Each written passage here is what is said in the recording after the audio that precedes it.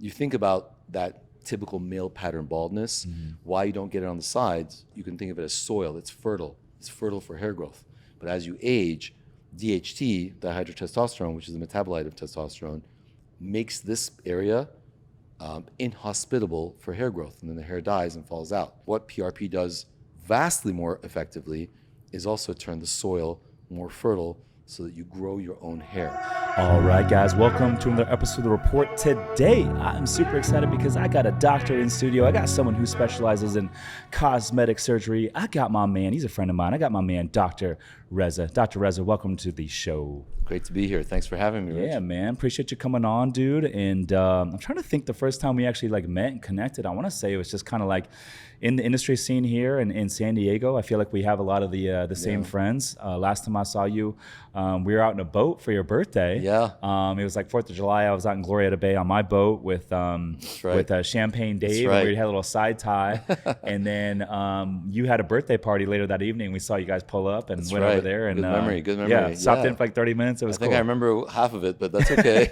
That means I had a good birthday. So yeah, it was a good birthday. You guys were just getting warmed up, man. So something like that. You can't do as hard as you can when you're younger, which is fine, but we had a good time. Yeah, absolutely. Always having a good time and good vibes every time I see you. So thank you for that. Appreciate that. So, dude, so much to uncover today, man. You're a cosmetic surgeon and you put a lot of content on. You got a freaking big following on TikTok. You got over 500,000 followers on TikTok, man, and your content's really good. So, dude, I got so many questions. But first off, man, what is like your biggest misconception in today's age that you hear other folks in regards to cosmetic surgery? Because for example, I just got Botox recently, and I'm shocked, man, by how many people I know that make money. They're on camera every day, and I'm like, they're not on the Botox game. And so I'm just like, I'm shocked by I don't know if it's like misinformation or there's uneducated on what Botox is. That's just one example. Sure. But I'm a big believer in whatever you want to do to improve your physical look, that's going to, if it's going to give you more confidence and it's going to allow you to be a better version of yourself because of the confidence, I'm like, go do your thing. If you don't want to do it, I'm like, don't do your thing. I support it either way, but I'm shocked by how many people kind of poo-poo the idea of improving or enhancing their physical look. Yeah, it's a great question. Like in so many other areas, I feel like the folks on the fringe tend to take over the conversation, and the folks in the mainstream tend to get drowned out. It's true in politics, it's true in aesthetics. So one of the things that we hear a lot about is people who get work and it's overdone, it's fake, it's unnatural. But that's not the majority of people. And I think for the philosophy of my med spa, less is more. And I've actually said this to all my staff. When people call on board, I usually ask them, hey, do you have pictures of your previous work? Can I do kind of an interview of what you've done previously? The highest compliment you could pay someone like me is that nobody knows that you came to see me. That is the thing that should guide the successful cosmetic surgeon, the successful cosmetic practitioner. Now, yeah, augmentation of cheeks or lips or something, that's one thing, but it should be tasteful. So the misconception that I hear a lot, it comes from a place of fear because they've seen those folks at the fringes. They've seen the extremes, right? Because good work doesn't declare itself. Bad work is all over the place, plastered all over the sky. And so folks come to me with a certain apprehension, and I always tell them, let's start with less. Let's dip your toe in the pond. Let's not throw you in all the way. Let's see how you like it. Let's just do one area. Let's do this. And the other thing that I always like to impart to people is that preventive care is grossly underrated. Don't wait until the damage is done. And I say this especially to guys, right? We do these Botox events because guys have all this ambivalence. So women are used to being poked and tweezed and prodded, since their teenage years. For guys, they're a little bit later to come into the game, and I see that apprehension. And so having me be there, which a lot of med spas don't have the doctor, but having me be there to talk to them and say, hey, look, I've had stuff done, right? Do I look like a freak to you? Right. So I lead by example, and I think those types of misconceptions we try our best to kind of quell as early as possible. Yeah, I like that. So the only things that I've done, and I'll talk about it openly, so I've gotten some veneers done, like top row here, like the front ones, and then some on the bottom.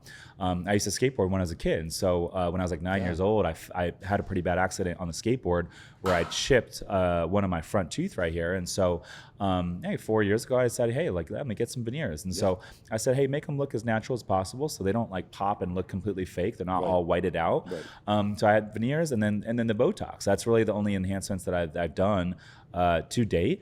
And honestly, with the Botox, man, like, it is a game changer. Like, I got to be honest, I didn't really know what it was before. I didn't know that it was preventative, you know? And so now I see photos of me before and after, and it's a game changer. And so now I don't think I'll ever go back. I did my first session back in like March, and I did my second session last month. And so like every 90 days, like, I'm just going to continue to get it. It makes me feel better. It makes me feel younger. And because of it, I have more confidence. It also saves you money. Why is that? So when you think about what Botox does, it relaxes muscles. And what do muscles do? They create lines and wrinkles and they etch it into your face. Now, some guys want it, some guys don't want it, they don't care. But for the folks who care about aging, want to please their partner, you know, do for their partner what their partner does for them, that's a beautiful thing. But if you think about over time what that is going to entail, it's going to end up causing lines and wrinkles that can't be removed once the muscles are relaxed. Those lines are going to be etched and they're going to stay etched, which means you're going to end up doing some sort of lasering, some sort of RF technology, something to tighten the face later. Once you get to the point you're like, holy cow, I look old. And it hits every one of us at some point. Yeah. You know, maybe not you because you're not as old as I am yet, but I'll be 39 next week. Yeah, well, you know, I wish I was 39, but you know, I'm not going to tell you how old I am. But however, the day does come, that day of reckoning. Sometimes because the kids hit high school for ladies. Sometimes because, you know, you get out of bed and you look over it, or your coworker said something to you. Hey, those lines and wrinkles, you know, what's going on? It happens differently for different people. But when you prevent it from the get-go, it actually ends up saving you money. And I have this conversation with guys. I'm like, look, a little bit here goes a long way later. Trust me on this. Yeah. So when I have that conversation, it hits them differently. Yeah, I agree with that, man. And so now I'm like, I'm on it, and it's like, okay, what's the next thing? So big fan of all that sort of stuff. So I've heard someone say, a couple people now have told me there's like a substitute for Botox that I've heard might be better. What is that one called? Do you know what I'm talking about? That's a great question. There's a lot of toxins on the market, and most of the ones in the United States are what we call type A toxins, just from how they work. Botox gets the most press, but pound for pound, in terms of potency, a lot of people don't know that Dysport is actually more potent and more longer lasting. I'm not supposed to say that. I'm probably going to get canceled for saying that. Dysport. There are other ones called Xeomin. Xeomin, okay. There's another one called Jeuveau that is coming out of Korea. And I know that there's another one that's kind of in talks. They haven't really released it yet. I've used all of them in practice. I'm very familiar. And when people say, what's the difference? I'll tell them the skill of the injector is the single most important criteria you should look for. You know, if you put me in a Lamborghini and Dale Earnhardt in a Honda Civic, he would still blow me out of the water, right? It's not the car, it's the driver. And so the person injecting is going to do the job, not the product. So a lot of folks, when they get hung up on, should I do this, should I do that? My answer to them is, go to somebody that knows what they're doing, or come see me. Yeah, so there's a lot of non-doctors that do the Botox. Yes. Should you always go to someone that's a PhD? You know, there are really good nurses that we've trained over the years that could pretty much match or beat most doctors. I think when the person has a good eye and they have a really good inspiration for how to make people look natural, not overdo it, there's a certain aesthetic sense that I think can't be taught. Most of it can be taught, but there are folks who just get it, right? And it's true in many other fields. There are folks in aesthetics who just get it, and you know. And I like to think that my team is comprised of those types of people. It takes a lot more than just sticking a needle on somebody's face. You really have to know what you're doing, shapes of faces, quantity of real estate on the face that you're dealing with, right? Yeah. How much are you working with? How do you not overdo it? How do you read the person's face? These are all key things that go into determining an expert injector. I didn't realize how many muscles we have in our forehead and around the eyes that create these lines.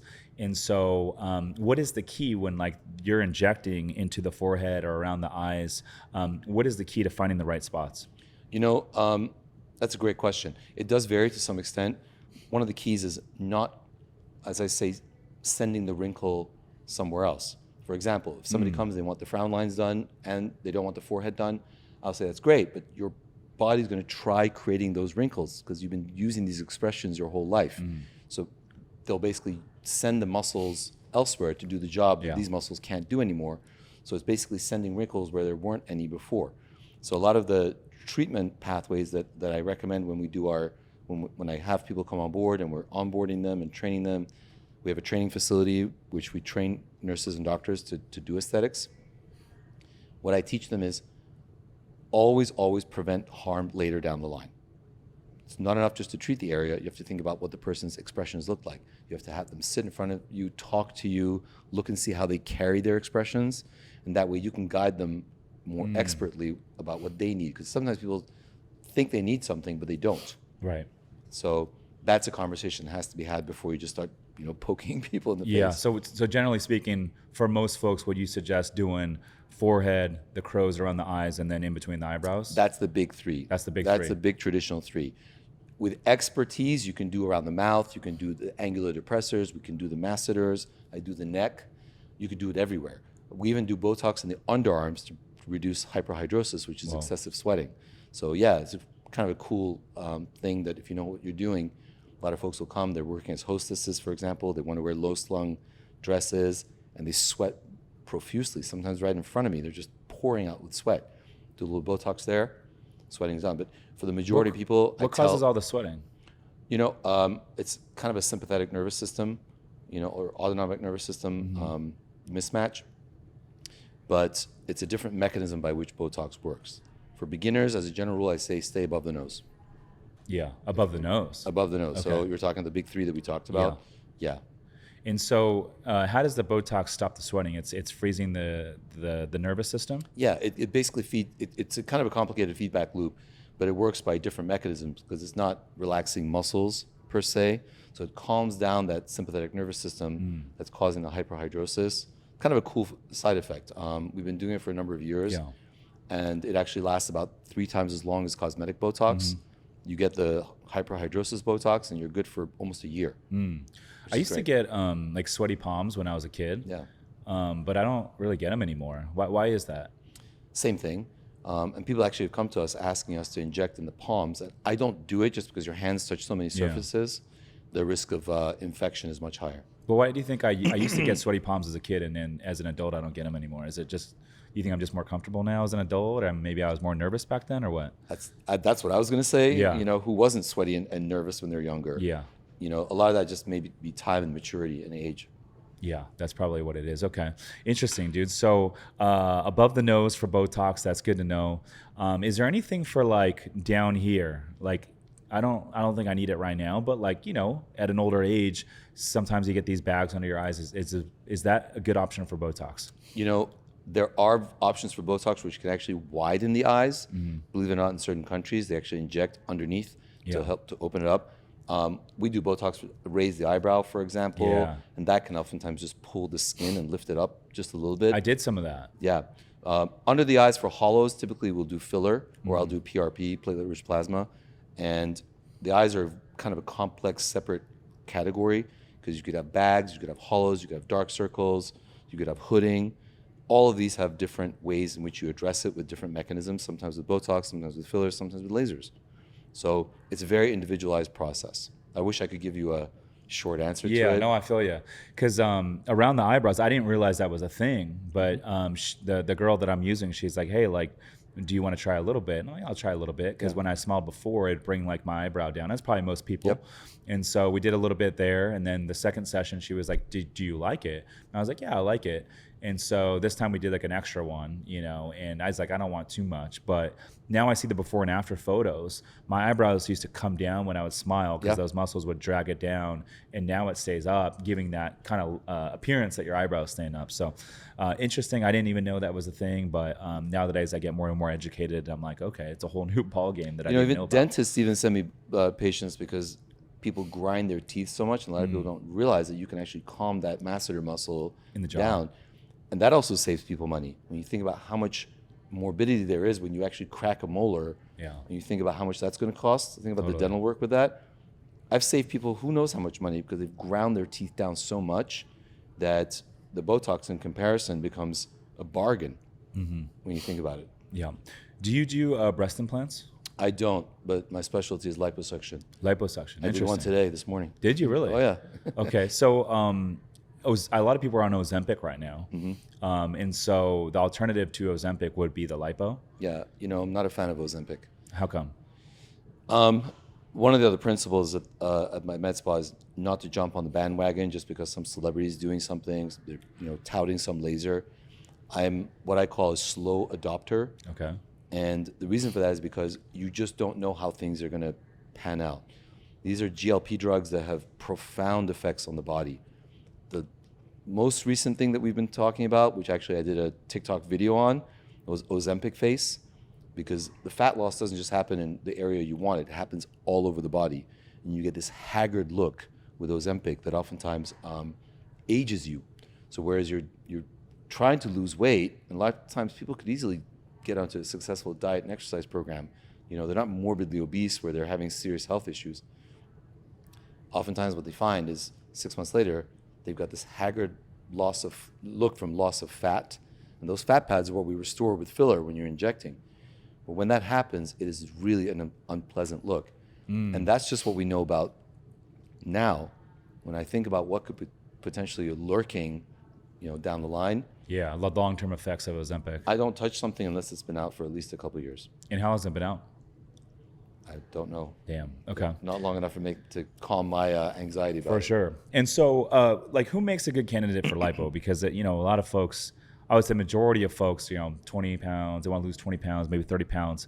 But I would imagine that's too easy to go in the gym, put on a diet for 90 days, go work out, you'll lose that. That's probably not the ideal patient for the lipo. So who makes the best ideal candidate to get lipo? The guy who I trained under was the guy who actually invented tumescent liposuction 40 years ago. His entire goal was to only treat problem areas in people that were doing their part. Proper diet, proper exercise. I've had those folks come in there and they're just obese and they plop down a bag of McDonald's on my desk and they want me to do their whole body. And I politely tell them, I'm not for you. I've done Navy SEALs, I've done Olympic athletes, I've done MMA fighters, I've done triathletes, I've done people who do more exercise in a week than you and I do in 6 months. I kid you not. Really? MMA fighters are getting lipo? Two of them. Really? Oh yeah, and Are they these send me their pictures from the gym still. This is post-retirement? No, they're still fighting.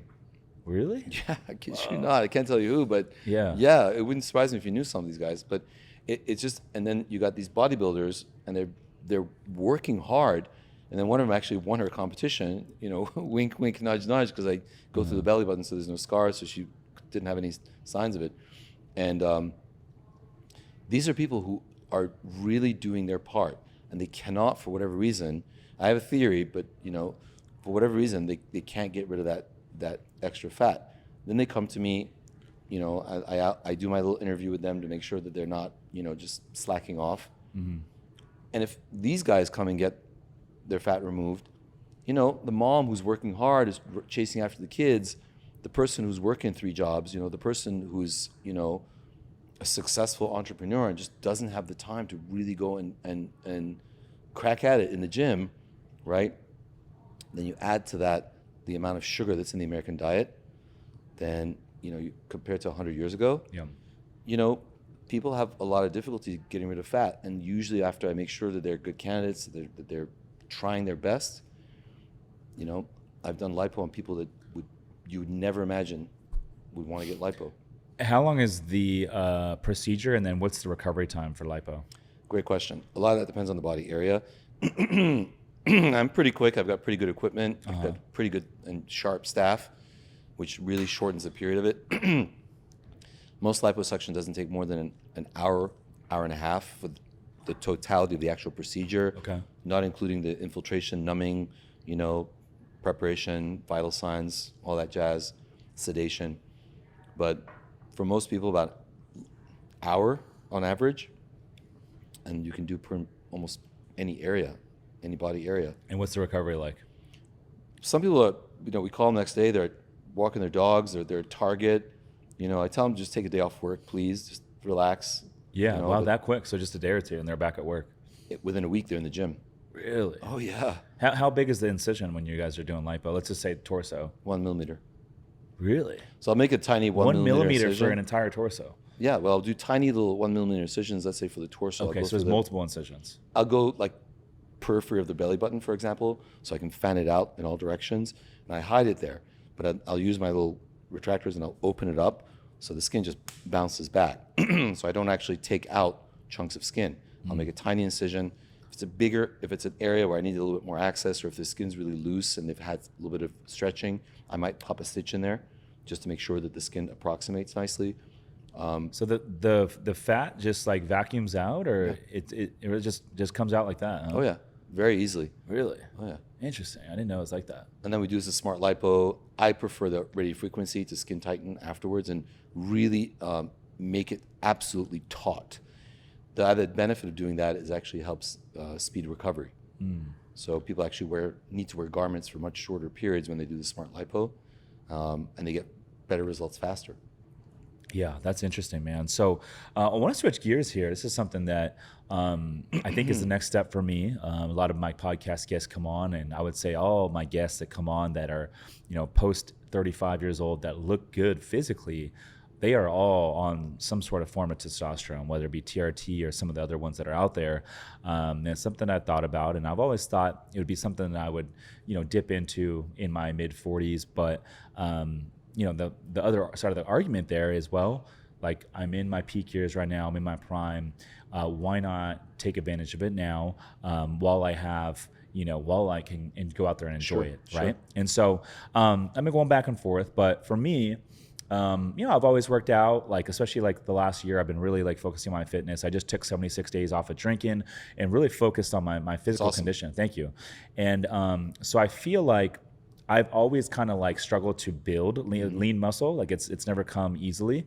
And so I feel like the next move for me would be to get into the testosterone. Obviously first I need to go get my blood work done. I need to test my levels and see where I'm at.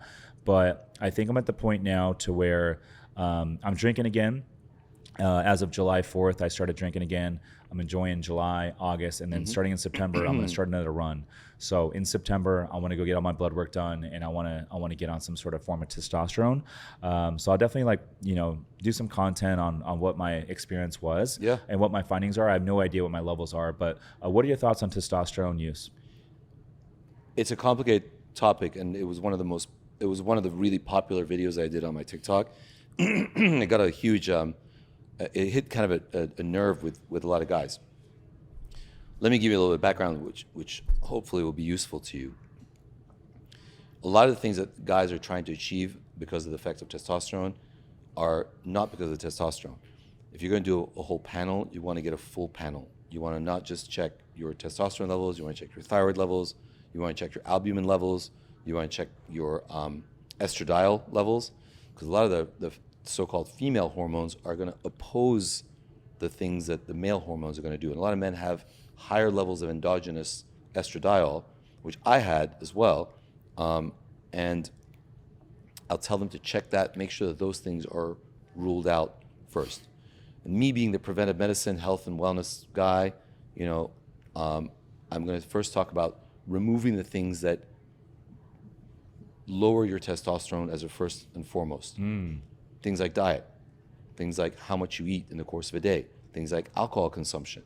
Alcohol actually can lower your testosterone levels. Eating too much throughout the day can actually suppress your testosterone levels. So real quick. Yeah. On the alcohol thing, after going 76 days no drinking, and then now I am drinking, one of the biggest differences I notice is my energy levels are like 30% of what they were before. Do you think that's a function because the alcohol has reduced my testosterone levels? Possibly. Okay. It's hard to know without knowing, and I never speak without knowing the facts and the actual data. But the other thing I was going to talk about is diet and how you consume, not just alcohol, but also regular food. Did you know that if you fast, you can actually increase your testosterone levels? Your body, when it goes into a starvation state, and you might, if you really think from an evolutionary biology standpoint, maybe not eating makes your body primed to go hunting. Maybe it upregulates your testosterone so you have more energy to go chase after prey. I don't know. There's a lot of theories behind this that I could talk about for a whole separate podcast.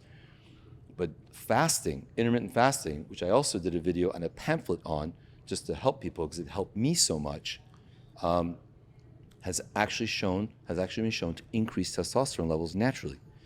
Because your body, if you help your body create more testosterone endogenously, it's a much more successful way to go than to give it exogenously and then downregulate your own testosterone.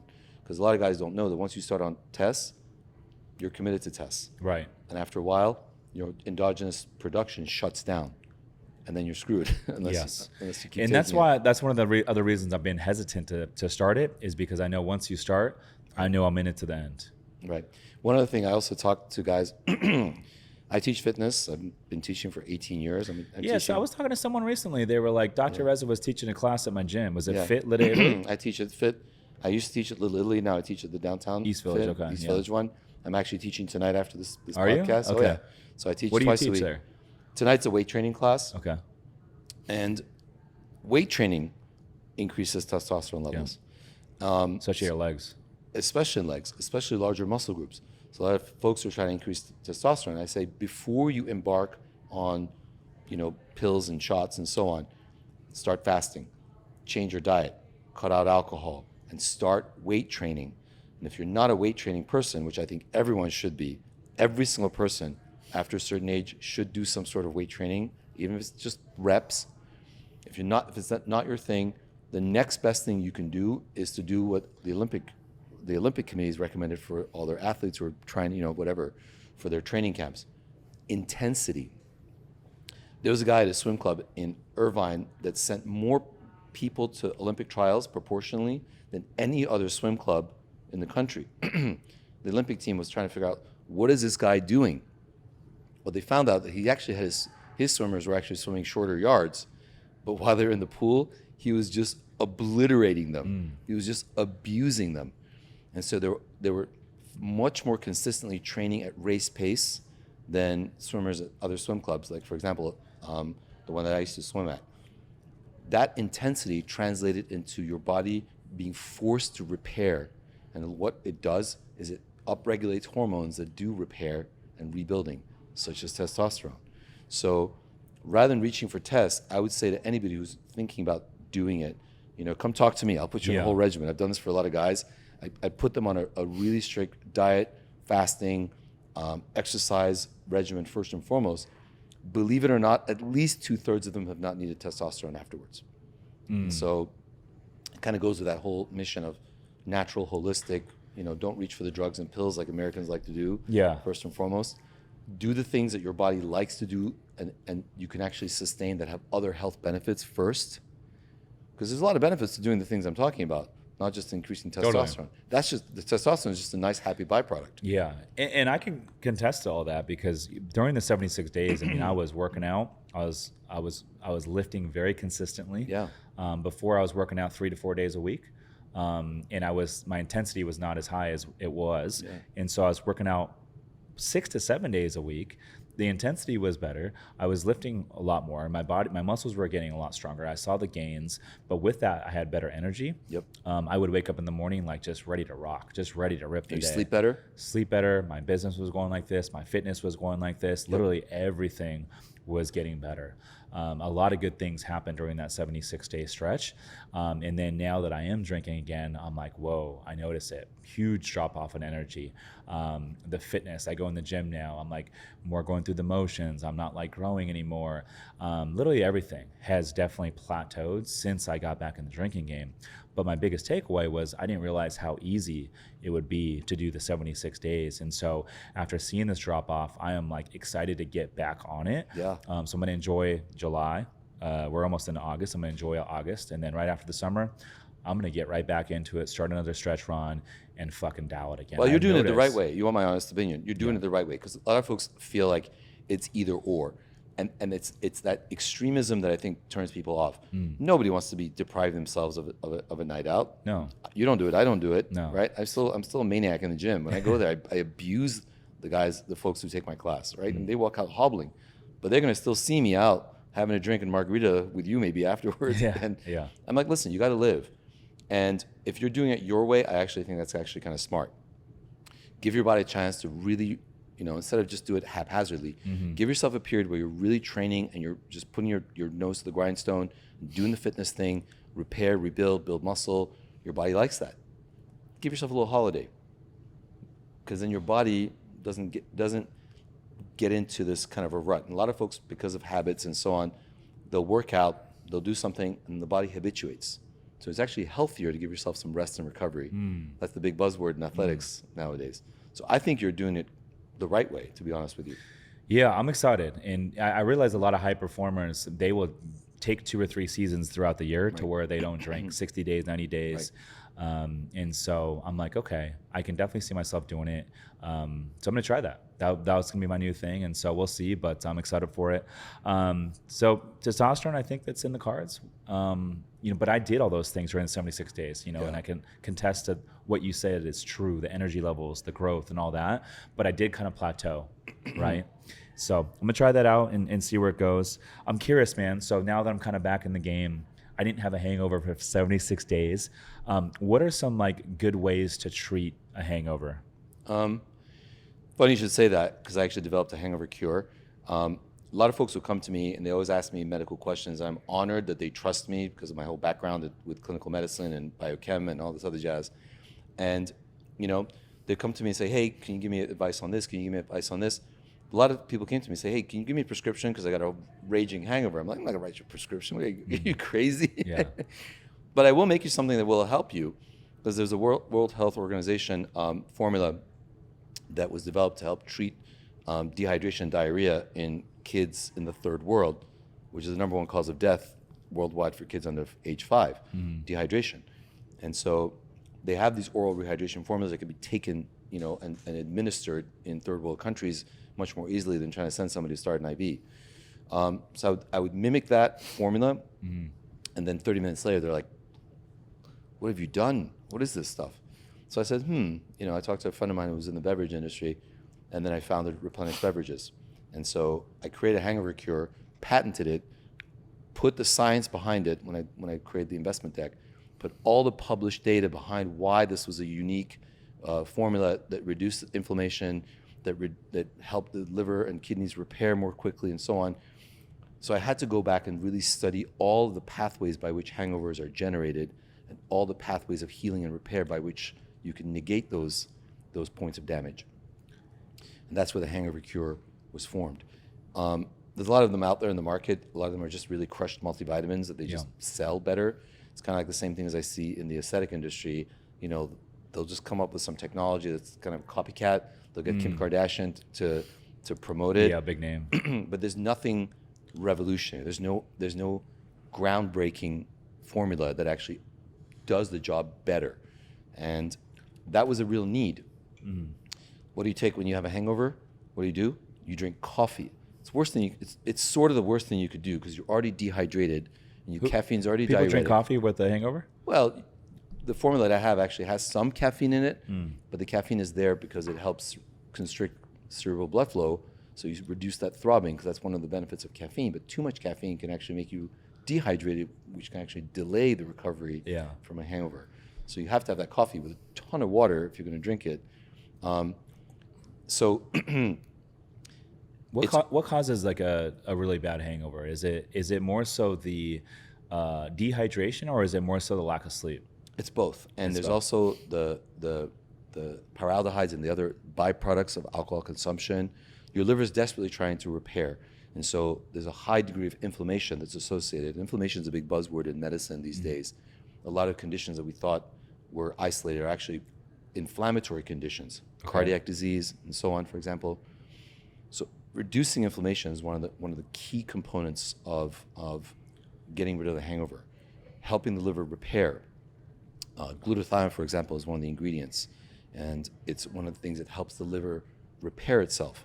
In clinical medicine, for example, when people have been exposed to a toxic agent, or if they've tried to overdose on Tylenol, right? For example, that's my alarm going off. We give them glutathione, for example, IV, to help undo the damage to the liver that's caused by these toxic agents. So these are components in the pathway by which hangovers are generated that I kind of designed to help address, so that people would take it in 30 minutes. They would go back to running the marathon. And the feedback was actually really good. The feedback we got on Amazon was actually fantastic. So And you take this orally? yeah, you take a shot in the morning when you wake up. Okay. Chug it down. I'll give you some. Okay. Yeah, no, I'm definitely interested in that. How does this compare to like an IV? That's a great question. I actually created an IV line in my med spa for different things, for athletic performance, for athletic recovery, for hangover relief. The IVs work faster, but believe it or not, well, most people, when they get up in the morning, they feel like crap. They're not going to get up, drive in a car, find an appointment, come to see me. We're closed on Sundays. No. They're not going to get to see me and stuff. The IVs are fine, but it's impractical and expensive for most people. Yeah, so it's a couple $100 at least. I can't knock IVs. We sell them. We offer them. People come and get them. But there's added benefits to taking it orally because it's a much slower absorption. So the effect is much more prolonged, which actually is better. Yeah. So what are your thoughts on, because I didn't know this until probably the last couple years, maybe year and a half, to where I started taking liquid IV in the morning and some of these other salted supplements to complement my water in the morning. And I never drink coffee right away. I love my coffee. I mean, every time I get on a podcast or I get on some sort of call or meeting, I always got to have my coffee. Yeah. And sometimes I won't even drink the whole thing, but just to have it with me, it just kind of like gives me another gear mentally. But that said, I always wake up. I try to go to the gym right away, and I will drink a good amount of water. If you love real estate investing, passive income, and tax benefits, but don't have the time, my company, Summers Capital, is buying boutique hotels right now. We source the deals, we renovate the properties, and we even handle all the day-to-day management, making it truly hands-off for our investors. If you want to learn more to see if we can help you, visit summerscapital.com/invest to book a call with our team. Again, that's summerscapital.com/invest. Now back to the show. Liquid IV, I don't remember off the top, but it's really mostly just crushed vitamins and minerals. So there's nothing really special about it. You could probably eat a burrito and get the same amount of sodium and potassium. Yeah. after. Oh, interesting. Yeah. So they charge you a lot for things that are not necessarily that expensive. So is it more so the electrolytes or the sodium that helps rehydrate? All the above. All the above. All the above. So you should be having both. And the potassium. most important part of it is the water that you're adding to it. So if you really think about it, you could take, if you have the time, you could crush a multivitamin and then add some water to it and then chug that, and it will cost you a fraction of what the liquid IV is going to cost you. Okay, interesting. So, yeah. Interesting. There's a lot of talks out there, and like there's a whole movement, especially living in California. You know this better than me, but I would probably say every other person I meet these days is like, oh, I'm vegan, I don't eat meat, and they think it's healthier. But I follow some other like doctors online, and a lot of these doctors are like calling everyone out. They're like, no, like it's actually better for you to eat red meat, to eat chicken and fish, and have like a high protein diet. What are your thoughts on all this whole vegan movement? The diet part is something I get probably asked more than anything else. I cut out meat and dairy from my diet about 6 years ago. Did you? Okay. I got leaner. I got faster in the gym. People thought I was juicing. They were like, what are you taking? They didn't believe me. I was doing the hardest version of my own workouts, and I was still talking and cracking jokes during class. And they were like, what is this guy on? Let me first talk about dairy, why I'm not a fan. Dairy is basically the milk of a cow. And the cow is, whether you're talking about a cow or a whale, the milk of each species is specific to that species. So you're trying to take a baby cow and turn it into an adult cow, right? You have a proportion of fats and hormones that are physiologically meant for that species, right? Human breast milk is not nowhere near cow's milk. Now add to that the fats that add to that the hormones that they add to increase milk production, to increase profit. Then add to that the antibiotics that they have to add because they cram more cows into fewer sheds for profit. So the profit margin is what drives the desire to push as much milk as possible onto people. But you're getting drug-resistant salmonella and E. coli as a byproduct.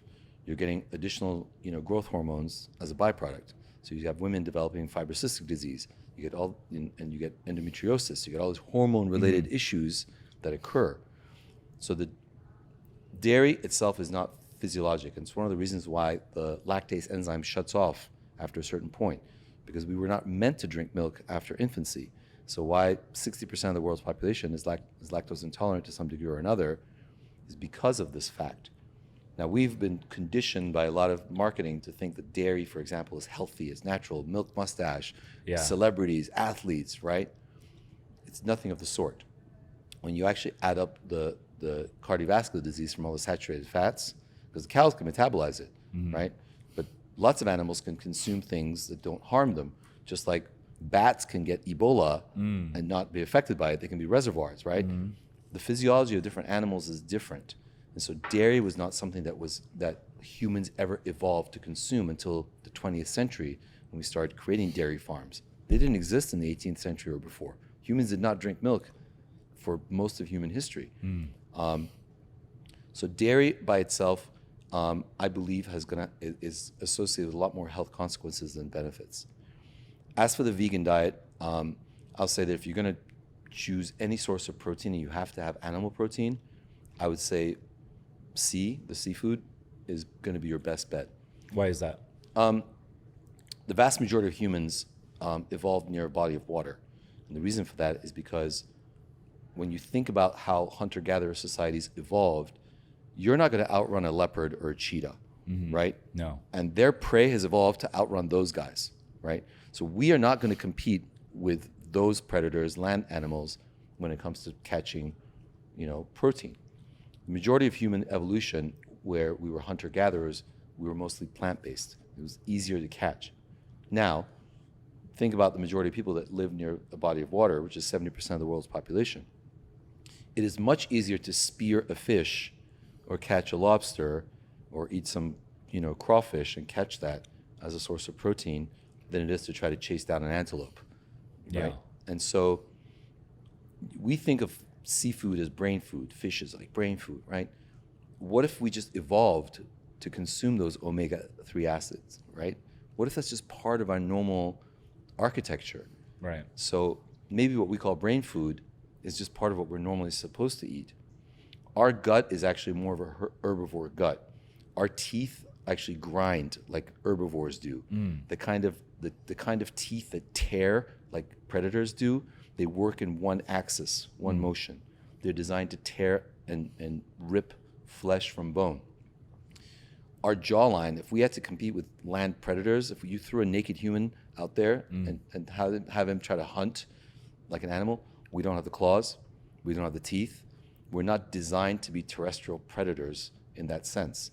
So, and if you look at the size of our gut, it's much more of an herbivore gut for digesting plant-based food.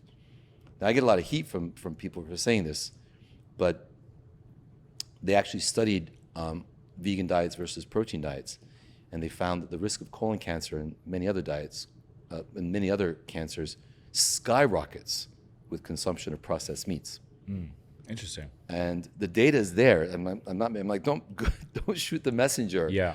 But the data is there, and the more the data accumulates, the more convincing it becomes. I can't tell you not to live life, just like I tell you, hey, go do your exercise and have your fun, have your drinks.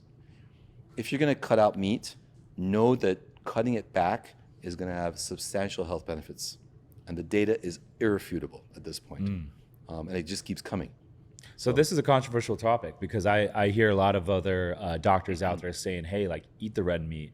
It's high in protein, it's high in creatine, all the good things that are going to help you build lean muscle and help you burn fat and stay healthy and ultimately make you stronger. And so what is what? I personally, that's a great question. I personally like used to buy into like let me eat more white meat. It's a little bit cleaner. But I would say I started really leaning into red meat diet maybe like 6 months ago. And personally, I would say that I actually feel better eating a high volume of red meat and protein steaks. Like I eat a lot of steak now. We have a personal chef that comes into the office every Monday, and she'll cook me a lunch on Monday. and then she'll meal prep me meals that I can eat in the office throughout the rest of the week. Because I haven't cooked in like 4.5 years. And so for me, I was doing a lot of Uber Eats, and which is convenient. But I thought, man, for the same cost I'm spending on all these Uber Eats, we could have a personal chef come in the office every Monday, once a week, and prep all these meals. I love that. And so I told her, I said, hey, let's just do like a high like steak diet, high protein diet, a lot of red meats. And so she's been making a lot of like lean meals for me, incorporating veggies and that sort of thing. But each of these meals have some red meat. And then I've been going out to like, born and raised here in San Diego is like my favorite restaurant. I probably frequent it like 2 to 3 times a week. So I would say the last 6 months, I've been eating a high volume of steak diet. And I got to say, my body feels really good. Yeah, well, you know, it's every person is different. There's an individualism to us that I love, which makes my job so fascinating and exciting.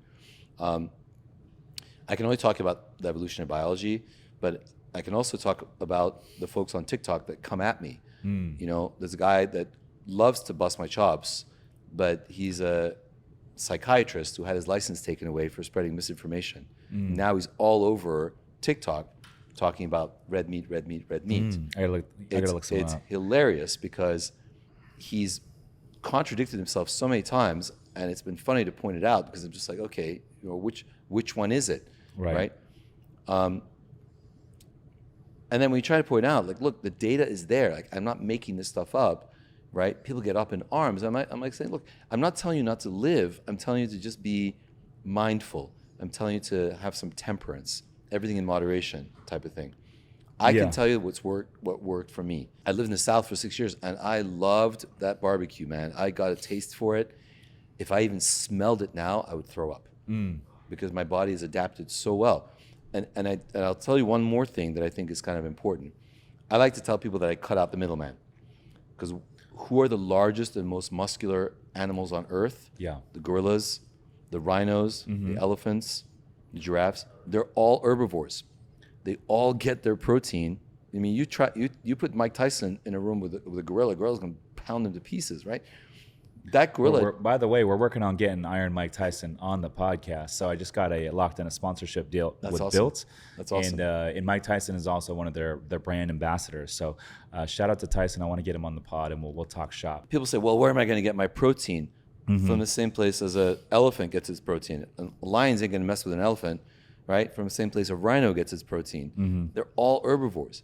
And so it's really funny because people have this misconception about like diet and so on. Right. And again, I tell people, you got to live a little bit. But the meat industry has kind of taken a little bit on the defensive right now because of this data. And so they've done the usual, let's hire some celebrities, you know, meat is what's for dinner, it's what real men eat type of thing. And then I talk to a lot of athletes. In fact, one of my favorite clients, he's a big influencer on YouTube. He's fully vegan, and he's also a bodybuilder. Okay. And he is ripped. A vegan. He's fully vegan. But he's taking protein shakes or no? No, but he does. You should follow him. Okay. Brian Turner. He's amazing. And he dispels a lot of this stuff much more eloquently than I do. But it's really funny because we get the same sort of stuff. I can't be an evangelist for everything. You know, I talk about fitness. I talk about diet. I talk about, you know, how to burn fat so that you don't need liposuction. But if you do, you come see me, obviously. But there are folks who have been doing this for longer than I have that can make the case just as well as I can. I can talk about the clinical studies and science until the cows come home. But convincing people to make the switch means changing a lifestyle which is oftentimes ingrained in them for many years. Yeah, absolutely. And changing habits is the hardest part of making any change, whether it's fitness, diet, relationships, business. People learn habits, and those habits become very difficult to change. So when I tell people to do anything that's beneficial for them, I always say, boil the frog slowly and make it an easy change for yourself. I'm curious, though, question for you. So one of my buddies, his brother used to be in the NBA, played for the Lakers for quite some time and had a really good run with the Phoenix Suns. But that said, he would say like, hey, like these NBA teams have like dietitians, nutritionists on the team. And so every player based on their metabolism would have a specialized like meal plan that would help them as an individual play at their optimal peak performance level. And what LeBron James ate would be different than what another player would eat. And so I guess my question would be like, do you think that some people vibe better based on their personal genetics with like a more fish-based diet, and some people are going to vibe better with a more plant-based diet, and some people are just going to perform better with like a more red meat-based diet? Very likely true. A lot of folks who've actually come and I've helped them train, for example, I'll take their body temperature throughout the course of the day. Some people do better working out in the morning. I only work out in the evening. Working out in the morning is impossible for me. It destroys my day. And, you know, that's a function of just how our bodies work. Diet is infinitely more complex. So if you think about that, it makes perfect sense that some people are going to digest things better just because of the natural variation from person to person. So I have no doubt that that's going to be true. And do you think that's a function of like evolution and like where their ancestors grew up and what part of the world? So like, for example, if your ancestors grew up in like, you know, a climate to where there's a lot of water and lakes and they're used to eating fish, well, then that's what's going to help them perform better versus growing up in a region where your ancestors were in the middle of the country and they were forced to hunt you know, cows and other forms of red meat out there in order to get their protein. And that's why they're going to perform better in terms of like what they ate. Do you think that's a function of that or no? That's a great question, because I'll go back to that evolutionary theory that I was talking about. Yes, the majority of time humans were hunter-gatherers and the majority of their diet was plant-based. However, go to places like the Inuit populations in Alaska. Their primary source of food is basically hunting seals. There is no agriculture. They eat seals. Well, they hunt. They still hunt seals, and they still hunt, like, you know, seal meat. Is that white meat or is that red meat? I don't know. Because to me they're like a hybrid of both. I mean, it's probably red, which blood is blood. But you know, if you really think about where they get their source of protein, they could not develop agriculture like other humans could. You know, we domesticated dogs. We started growing crops. We started having animals. We start being able to eat meat as a luxury when we couldn't for the majority of human evolution. These folks didn't have grasslands where they could plant crops, and their environment is completely inhospitable to farming anyway. And they still maintain that same lifestyle. So I think your point is very well taken, that there's a very strong component of genetics and ancestry to how we process our diet. I can only tell you that the data from a plant-based diet is very, very strong, and it keeps coming. So if I can get people to increase their plant-based consumption, I think they're going to reap the dividends from not just from, you know, weight loss and so on, but from many other things. Yeah, no, that makes a lot of sense. So if you were curious, the individual that we had Alex come in and pull up, Dr. James Dinnick, and so he puts a lot of content out on like the government will be like, you know, don't eat salt, don't use butter, don't eat red meat. And he'll be like, yeah, like use salt on everything. Eat red meat for everything because it's like high protein, it's going to help you burn fat. And the government's like, oh, don't go out in the sun, it's not good. He's like, yeah, go out in the sun, it's good for you. So I'll tell you he one tries thing to like about debunk that. all this stuff. I'll tell you one thing about that. I always try to tell folks that I like to stay in my lane, so to speak. If somebody comes to me and they say, hey, what are your thoughts about eyelid surgery? I'm like, well, I don't do it because it's not my thing. But I'll send you to somebody who does. And, you know, with all due respect to the good chiropractor, I don't know that they teach nutrition in chiropractic school. I don't know that they teach, you know, physiology to that extent in chiropractic school. And a lot of the folks who talk about this stuff are folks who veer into areas of medicine that even I would not veer into. It's like, you know, fools rush in where angels fear, you know, to tread. And it's the same thing. One of the reasons, again, I started that TikTok is because of the number of people that thought it would be cool to start some sort of a TikTok or channel and talk about, like, when you talk business, you know what you're talking about. Like, I would not talk business or try to converse about business. I'd shut my mouth and say, teach me, sensei. Totally. Right? But so many of these accounts proliferated, and so much information was being disseminated that was easily refutable. Easily refutable. I would take Dr. James and say, yo, show me your data, because I would love to see the data, Yeah. and I can give you a stack of opposing data. But the average person doesn't know that. They'll see doctor before they name this. They suddenly think the guy's a Harvard PhD, right? And he could just be like a chiropractor. he is a chiropractor. Oh, you know of him? I know. Yeah, He okay, is a okay. chiropractor. Okay. So because of that, I mean, and I've been to chiropractors. They're great. I mean, when I had my back issues, hey man, they're fantastic at what they do. But they're not going to do your brain surgery, and neither would I. But I would tell you that. I would tell you that because I think a certain level of knowledge also should come with a certain amount of humility. You should know when to say I don't know. Yeah. And that's a lost art. Yeah. No, I feel you. And it's part of having a growth mindset is being open-minded and being humble enough to realize, like, you know, stay in your lane. You don't know everything. Like, I'm an action taker, but I'm the first one to admit, you ask my team, I'm the first one to admit, like, yeah, I'm not the expert at everything. Right. I just know how to surround myself with people that are experts. I love that. And that's how I grow. Right. I'm curious, as we're talking about the red meat and all that sort of thing. So like one of the benefits of the red meat is the creatine. Talk a little bit about the benefits, the pros and cons of creatine. You know, that was probably also one of my most popular videos. Endurance athletes don't get nearly as much from creatine as strength and power athletes do. It's an amino acid. It has been extensively studied. There's volumes of data on it. I can't even speak to all the things about it.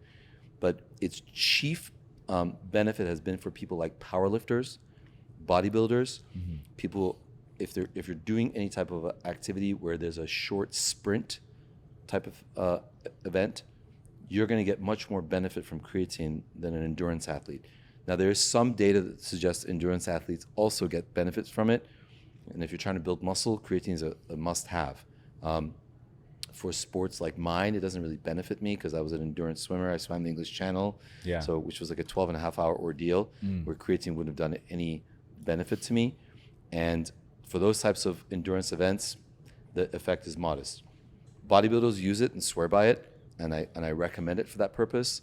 The main misconceptions are: does it cause you to lose hair? Does it cause kidney damage, and so on? And the correct answer is use it properly with the proper dosage, and you'll be fine.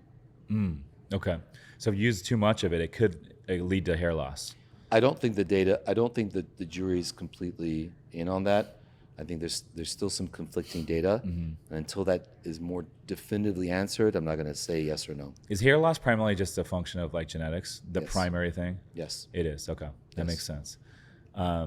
Interesting. There's some cool things on the horizon coming with that, by the way. Really? Like what? I'll talk about it later.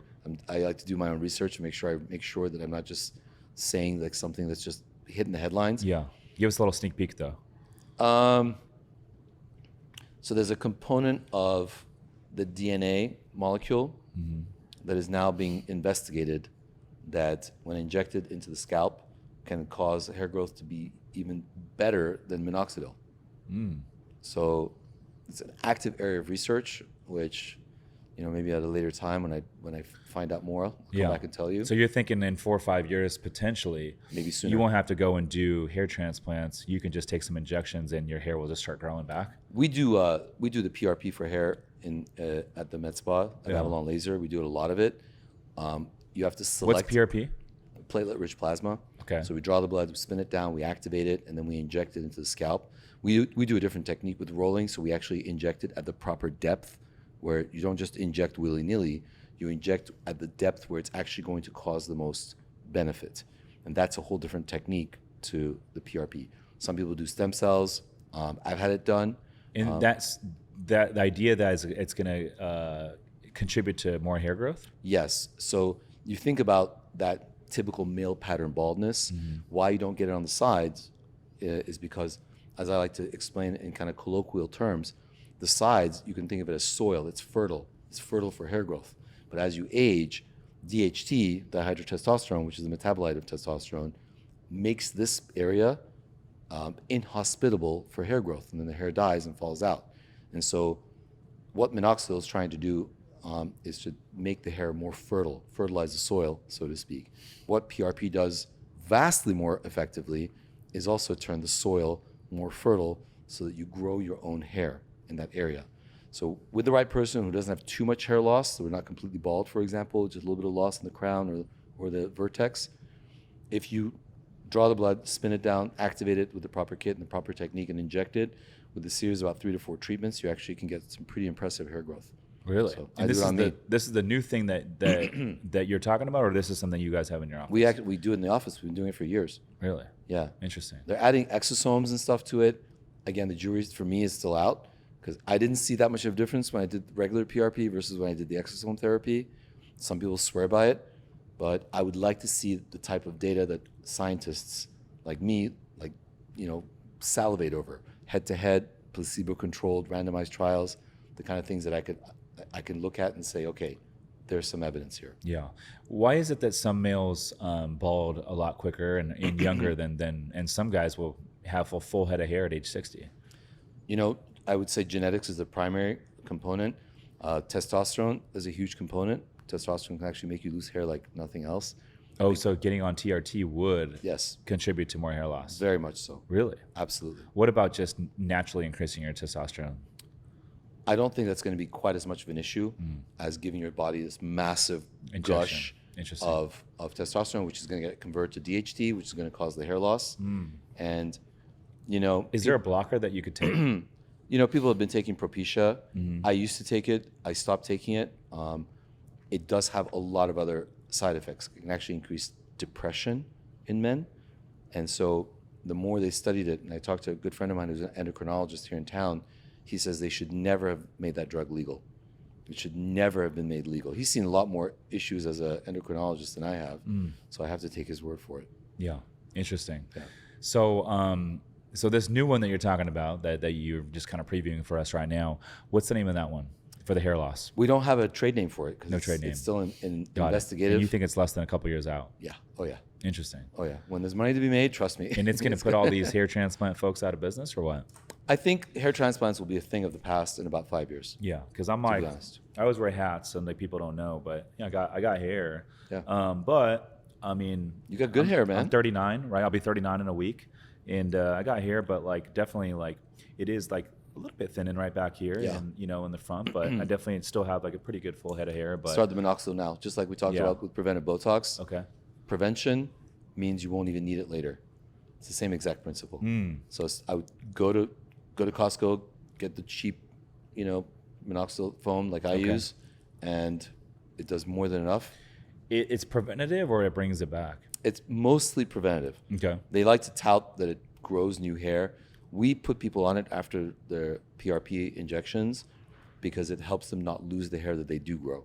okay. So that little bit of peach fuzz doesn't really give a lot of satisfaction. But in terms of preventing hair loss, I would say start it now. Yeah, absolutely. What about eye color changing drops? Yeah. Is that something that is a real thing out there? No, It's not. no, So it's just completely fake. completely garbage. Okay. So the only thing that really changes your eye color is going to be the contacts. Yeah, and that's probably the safest way to do it, to be honest with you. Okay. Yeah, there was a big to do about that. I addressed in a video years ago, and I'm just like, of course, talking heads will get on there on camera. Look what this drop did to my eye. Yeah.